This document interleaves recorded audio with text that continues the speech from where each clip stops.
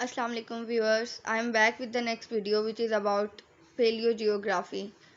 Paleogeography अगर हम देखें तो it is a combination of three words paleo, geo and graphy.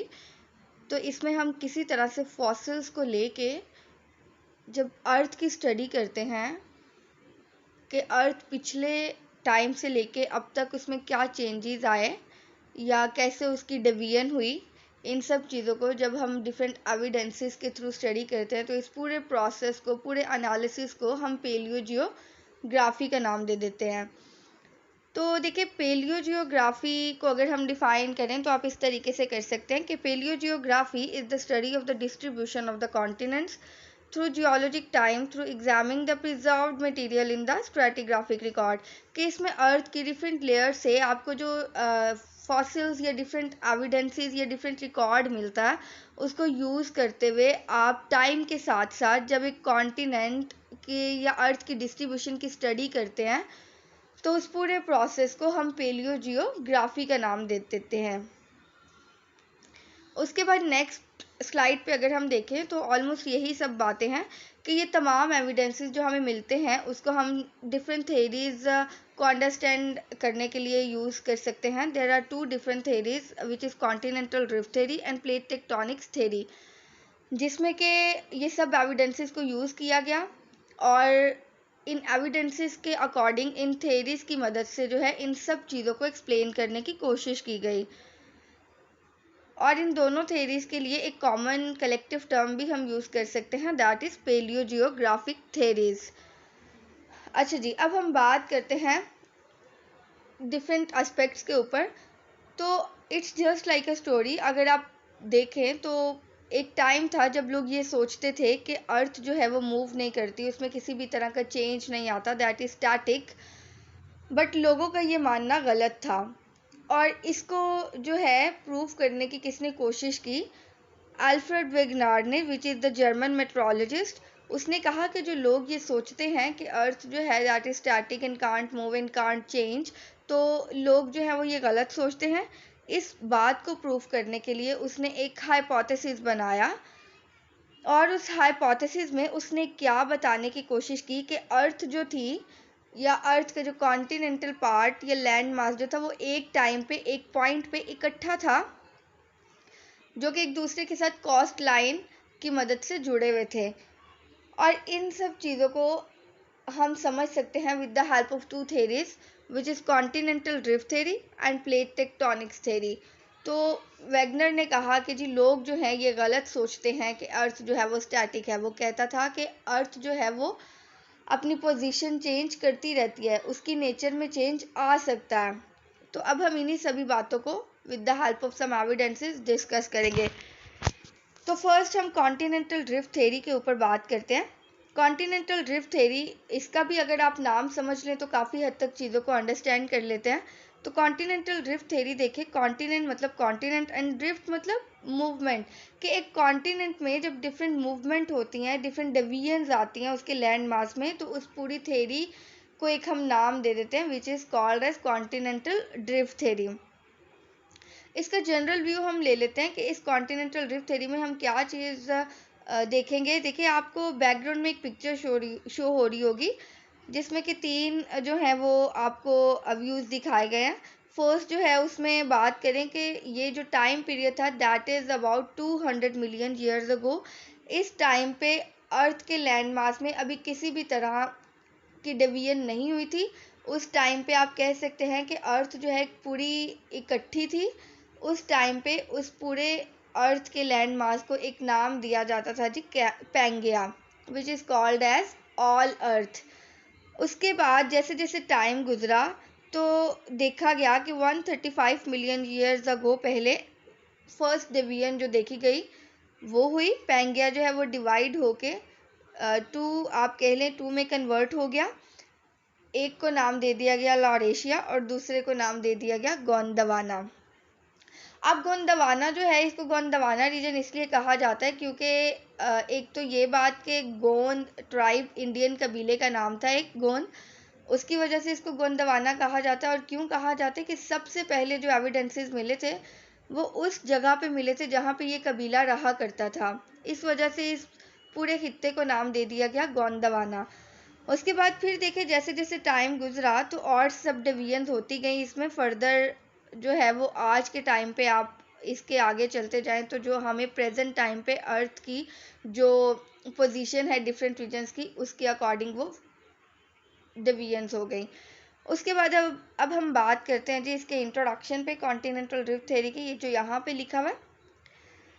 तो जैसा कि हम जानते हैं कि this theory is propose by the German Alfred Wegener.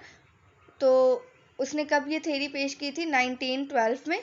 And he said that के लैंड मास ऑफ अर्थ जो है वो चेंज नहीं होता, ठीक है। मतलब मास जो है उसका वो जितना है उतना ही रहेगा। देयर इज़ नो इंक्रीज और decrease in the land mass. हाँ, जस्ट पोजीशन में चेंज आ सकता है, ठीक है। तो पोजीशन जो है वो उसकी चेंज हो सकती है। उसके बाद अल्फ्रेड वेगनर ने कहा कि अगर हम देखें तो एक पूरी जो अर्थ है that is composed of two part which is called as land mass and sea mass. तो उसने कहा कि जो लैंड मास है, एक पूरी अर्थ जो है वो दो मटेरियल से बनी है, एक हैवी मटेरियल और एक लाइटर मटेरियल। तो लाइटर मटेरियल उसने किसके लिए कहा जी? कॉन्टिनेंट या लैंड मास जो है उसने कहा कि वो लाइटर मटेरियल से बनी है, जिसको उसने सियाल का नाम दे दिया। तो अब सियाल का नाम उसने क्यों दिया? देखिए एल्यूमिनियम सिलिकेट है, ठीक है। तो उसने एल्यूमिनियम से Al लिया और सिलिकेट से Si, तो मिल के एक नाम बना दिया which is for the lighter material and known as sial. उसके बाद सी मास को उसने कहा जी ये एक हैवी मटेरियल की बनी होती है, जिसको उसने सीमा का नाम दे दिया। और सीमा का वर्ड उसने किससे ऑर्गेनाइज किया? From the magnesium silicate. Magnesium से उसने Ma लिया एंड सिलिकेट से Si और एक कलेक्टिव टर्म बना दी for the sea mass and for the heavy material which is called as sima. उसके बाद अब हम बात करते हैं नेक्स्ट फर्दर इसकी डिस्क्रिप्शन पे। तो आप देखें नेक्स्ट आपको एक बैकग्राउंड में पिक्चर शो हो रही है जिसमें एक ब्राउन कलर और एक ब्लू कलर में आपको व्यू शो हो रहा है। तो इसमें जो ब्राउन कलर में आपको शो हो रहा है that is the land mass. ये उस टाइम की बात है जब अर्थ का लैंड मास अभी डिवाइड नहीं हुआ था, कोई भी इसमें डिवीजन्स नहीं आई थी, और जब उसको पेंगिया कहा जाता था, ठीक है। तो ब्राउन कलर में यू कैन से दैट के पेंगिया शो किया जा रहा है यहाँ पे, और ब्लू कलर में all around the Pangaea is the water of sea, ठीक है। दैट मीन्स कि जिस टाइम पे अभी पेंगिया डिवाइड नहीं हुआ था उस टाइम पे उसको सराउंड किसने किया था? सी वाटर ने। और उस पूरे सी को एक नाम दिया गया था, जैसे पेंगिया लैंडमास को कहा गया था, उस टाइम पे उस सी को कहा गया था पेंथलासा। तो यही बात यहाँ पे लिखी हुई है कि according to this theory all the continents were connected together in the Palaeozoic era to form a large landmass known as Pangaea, जिसका मतलब क्या था जी? All earth. उसके बाद देखिए सी है जो उसने सराउंड किया हुआ था पूरे पेंगिया को, उसको उसने नाम दे दिया पेंथलासा। अब हम बात करते हैं नेक्स्ट। तो नेक्स्ट में यही वो फर्दर डिवीजन्स के बारे में बताएंगे कि कैसे कैसे टाइम के साथ साथ उस पेंगिया में डिवीजन्स होती चली गई और किस तरह से हमें जो है डिफरेंट एविडेंसेस से ये बातें पता चली। तो देखिए उसने कहा कि at the end of Triassic period this large landmass divided into two super continent. जैसे जैसे टाइम गुजरा ट्राइसिक पीरियड के आने तक जो है ये लैंड मास डिवाइड होना शुरू हो गया, और डिवाइड होने के बाद जो है टू कॉन्टिनेंट्स में फिट बैठ गया which is called as Laurasia and Gondwana land. अब लॉरेशिया में जो फर्दर सब रीजन्स या स्मॉल कॉन्टिनेंट्स आते हैं व्यूअर्स, वो कौन से थे? They are northern hemisphere which is included Europe, Greenland and North America. अगर हम गोंडवाना की बात करें तो गोंडवाना में 4 लार्ज कॉन्टिनेंट्स आ जाते थे which were Africa, India, South America and Australia. और अब देखिए ये दोनों रीजन्स जब डिवाइड हुए तो सी ने जिसको सराउंड किया हुआ था जिसने सराउंड किया हुआ था पेंगिया को, ठीक है। तो जैसे इनकी डिवीजन हुई तो वो सी जो है वो भी इनके सेंटर में आ गया।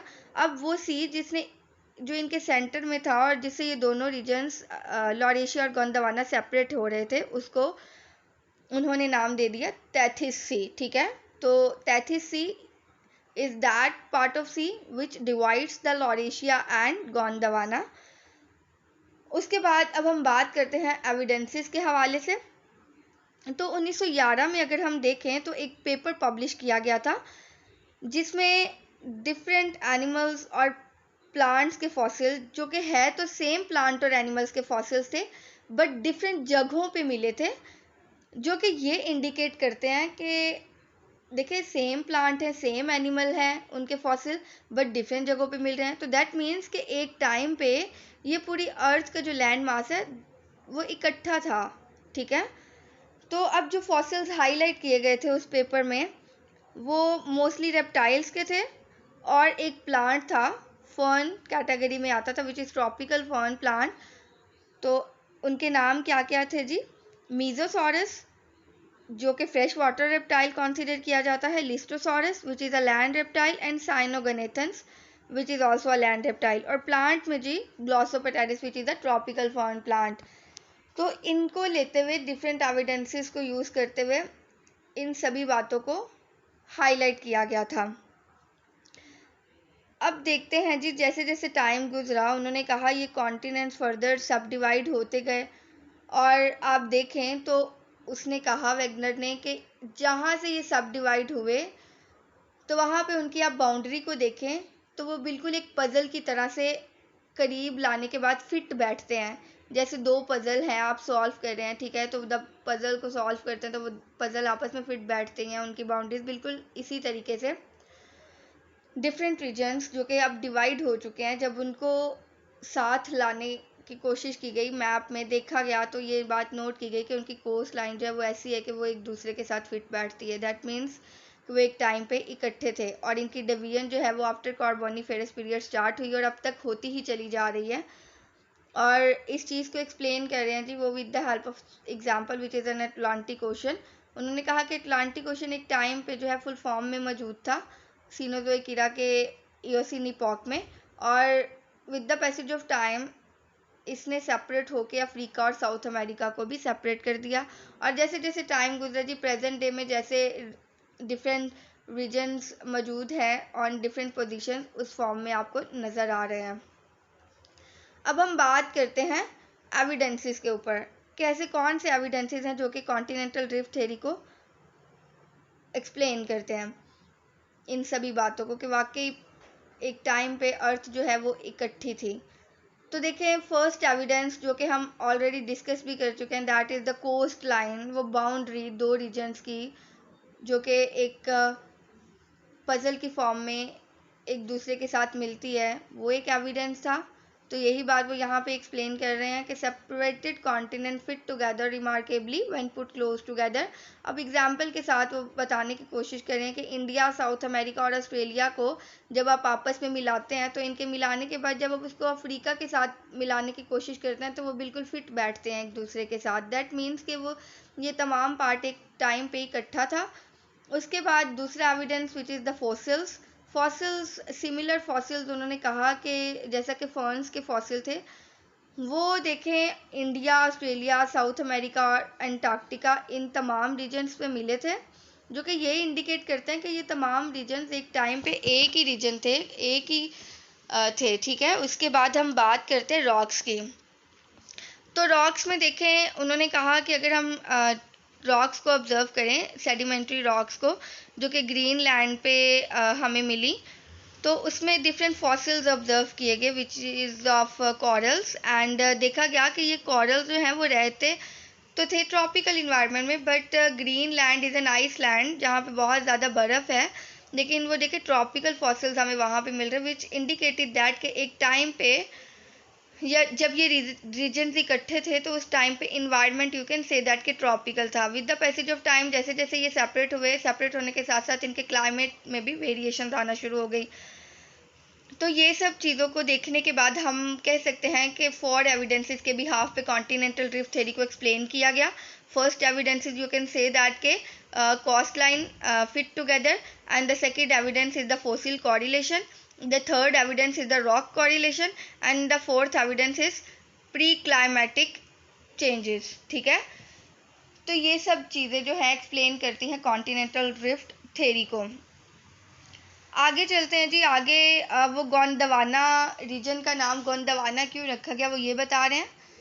इस चीज़ को हमने ऑलरेडी डिस्कस कर लिया है कि एक तो फॉसिल्स जो मिले कॉरल्स के, ये जो भी फॉसिल्स मिले वो सबसे पहले ऐसी जगह पे मिले थे जहाँ पे गोंड ट्राइब या इंडियन कबीला वो रहता था, और उस वजह से वो कहाँ पे रहता था जी, इंडिया का एक डिस्ट्रिक्ट था दैट इज़ ओडिशा, और इस वजह से उन फॉसिल्स के वहाँ पे मिलने की वजह से इस पूरे कॉन्टिनेंट को गोंडवाना का नाम दे दिया गया, जो कि ये इंडिकेट करते थे कि एक टाइम पे दे वर सिमिलर, ठीक है, in geological expect and all other aspects as well.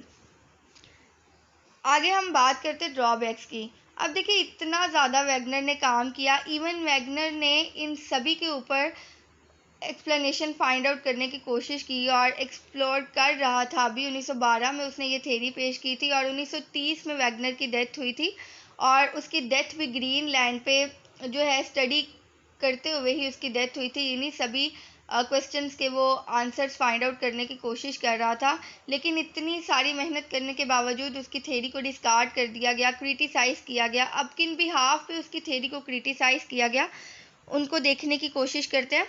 तो फर्स्ट जो था जिसकी वजह से इसकी थ्योरी को डिस्कार्ड या क्रिटिसाइज़ किया गया, दैट वाज कि वैगनर ने मैकेनिज़्म एक्सप्लेन करने की कोशिश नहीं की कि ऐसा कौन सा मैकेनिज़्म था जो कि कॉन्टिनेंट को सेपरेट होने पे मजबूर कर रही है। और दूसरा जो पॉइंट जिसकी वजह से कहा गया इसकी थ्योरी को क्रिटिसाइज़ किया गया वो ये था कि उसने सोर्स ऑफ एनर्जी बताने की कोशिश नहीं की कि एक तो मैकेनिज़्म, और उस मैकेनिज़्म अगर होता तो ऐसी कौन सी एनर्जी थी जिसकी वजह से ये अर्थ जो है वो डिवाइड होती चली जा रही है। और तीसरा रीज़न जिसकी वजह से उसको क्रिटिसाइज़ किया गया दैट वाज कि उसने एक्सप्लेन नहीं किया उन मैमल्स और उन रेप्टाइल्स को जो कि अफ्रीका में प्रेजेंट थे बट साउथ अमेरिका में एब्सेंट थे। तो उसने इस चीज़ को एक्सप्लेन नहीं किया, और उसने इसी तरीके से जो है साउथ अमेरिकन एंड अफ्रीकन फाना को एक्सप्लेन नहीं किया, जिनमें कुछ डिफरेंसेस आ रहे थे। और जिसकी भी हाफ पे साइंटिस्ट ने इसकी थ्योरी को क्रिटिसाइज़ किया, the last point which was कि साइंटिस्ट ये मानते थे कि देखें वैगनर कहता है कि कोस्ट लाइन जो है वो डिफरेंट रीजन्स की जहाँ से सेपरेट हुआ है वो फिट बैठते हैं, बट इरोजन के प्रोसेस की वजह से मे बी उनकी बाउंड्री जो है वो चेंज हो गई हो। तो हाउ इज़ दैट वैलिडिटी के वैगनर जो है ये बात कह रहा है कि वो वहाँ पे फिट बैठ सकते हैं। तो these are all reason by which continental drift theory को जो है बहुत से क्रिटिसिज्म का सामना करना पड़ा, और उसके बाद इसकी थ्योरी को डिस्कार्ड कर दिया गया। और उसके बाद इन तमाम चीज़ों को अंडरस्टैंड करने के लिए कि कौन से मैकेनिज़्म है, कौन सी एनर्जी है, एक और थ्योरी पेश की गई which is plate tectonics theory, जो कि हम नेक्स्ट वीडियो में इसके ऊपर बात करेंगे। इस वीडियो के लिए that's all. Thank you so much viewers. I hope so इस वीडियो ने आपको हेल्प की होगी। अगर आपको हेल्प की है तो stay in touch to understand the mechanism in next video. Thank you so much.